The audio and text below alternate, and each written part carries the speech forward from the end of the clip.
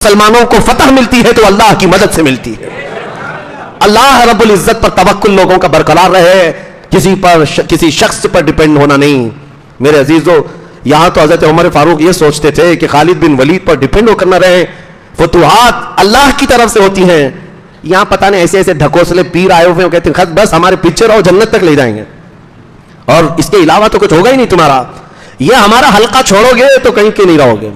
یہ باندھ کر کے رکھو, اس حلقے میں ایسے باندھ کر کے رکھو کہ یہاں سے نکل نہیں سکتے. خود کا پتہ نہیں مرنے کے بعد کتنے مارے جائیں گے, کتنے پیٹے جائیں گے فرشتوں سے, لیکن دوسروں کے دلوں میں یہ باتیں ڈال کر کے رکھنا. اسی لیے یاد رکھو, کسی ایک پر ڈیپینڈ ہو کر کے رہنا یہ نہیں ہے ہمارے ہاں. دین اسلام اللہ پر توکل سکھاتا ہے. شریعت میرے مصطفیٰ کی ہوگی اور قیامت تک مومنین کو مدد ہوگی تو اللہ کی طرف سے ہوگی. ہاں یہ اور بات ہے کہ اللہ کسی کو ذریعہ بنائے گا, وہ ذریعہ ہوگا, کوئی سپہ سالار ہوگا, کوئی امیر ہوگا, کوئی ہمارا قائد ہوگا, وہ ذریعہ ہوگا, لیکن مدد کس کے ذریعے سے ہوگی؟ صرف اللہ ہی سے ہوگی.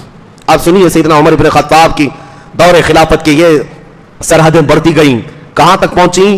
یہ علاقے فتوحات کے, ایران فتح ہو چکا ہے, ملک شام فتح ہو چکا ہے, روم فتح ہو چکا ہے. قرآن کی وہ آیت جو میں نے بتایا تھا, صحابہ جب تلاوت کرتے تھے تو مکہ والے ٹھٹا مار کر کے ہنستے تھے کہ یہ روم فتح کرنے کی باتیں کر رہے ہیں, یہ بادیہ نشین پیروں میں چپل نہیں پیون لگے کپڑے پہنتے ہیں اور روم فتح کرنے کی بات کر رہے ہیں. جس دن روم فتح ہو گیا صحابہ نے کہا اللہ نے سچ فرمایا, الف لام میم غلبت الروم. اللہ نے قرآن میں فرمایا الف لام میم, روم مغلوب ہو جائے گے, رومی مغلوب ہو جائیں گے, ان کو شکست ہو جائے گی. اور ہوئی شکست, مسلمانوں نے شکست دی. عزیزان گرامی, دو بڑی سلطنتیں, قیصر اور کسرا. قیصر اور کسرا دنیا میں سنتے رہے ہوں گے.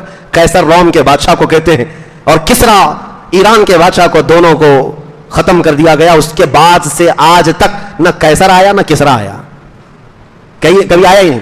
اب کوئی نہ قیصر آیا نہ کوئی کسرا آیا. ہو سکتا ہے کسی محلے میں کسی بچے کا نام آیا ہوگا قیصر نام, لیکن جو بادشاہ قیصر تھا وہ نہیں آیا, بادشاہ تھا وہ نہیں آیا. اور ایران کی سلطنت کے ختم ہونے کے جو معاملات تھے, اس میں جو خسرو پرویز جس نے رسول اللہ کا خط پھاڑا تھا, اس کو اس کے بیٹے نے قتل کیا تھا. اس کا بیٹا شیروے تھا, اور بیٹا سلطنت پر, بیٹے کو باقی دوسرے جو بھائی تھے انہوں نے قتل کر دیا. دوسرے بھائی تھے تقریباً 8, یعنی خسرو پرویز کے 8 بیٹے تھے, انہوں نے سب شیروے کو مار ڈالا. اور مارنے کے بعد 8 میں سے 7 نے مارا ہوگا, 7 میں سے کوئی تو بنتا بادشاہ, اور جو بادشاہ بنا باقی میں اختلاف.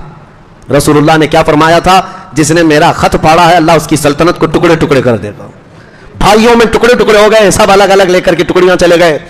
پھر اس کے بعد جو وہاں بادشاہ بنا اس کا بیٹا پیدا ہوا, اور اس کے بعد وہ سلطنت ایران جو کسرا بادشاہ کی تھی ہمیشہ کے لیے ختم ہو گئی.